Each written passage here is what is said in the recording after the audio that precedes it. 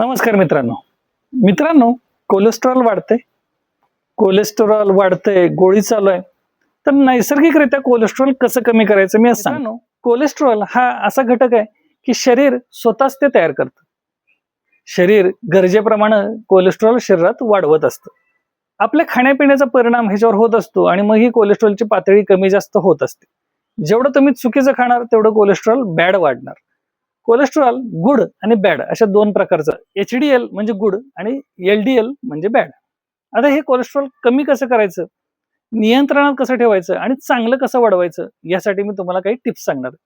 Number 1 आहे green leafy vegetables, हिरव्या पालेभाज्या यांचा वापर करायचा, आहारामध्ये ठेवायच्या, ज्या शरीर स्वच्छ ठेवतात आणि जे काय आपले पित्त वगैरे ते बाहेर पडतात आणि त्याच्यामुळे कोलेस्ट्रॉल पण कमी राहतं.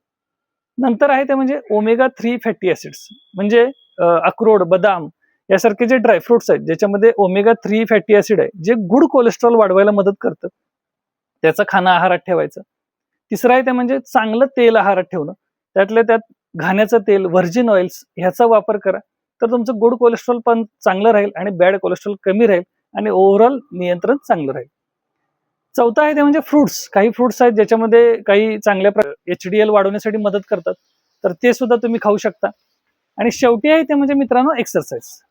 जास्तीत जास्त चालणं, ब्रिस्क वॉकिंग, जे काही सायकलिंग असेल, पोहणं असेल, असे व्यायाम करा की जेणेकरून शरीरातलं चरबी आहे ती चुकीची जळून जाईल आणि चांगली चरबी शरीरामध्ये राहायला मदत होईल.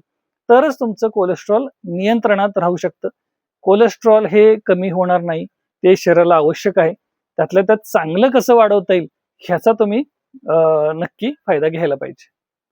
ह्यासाठी तुम्ही प्रयत्न करायला पाहिजे. धन्यवाद.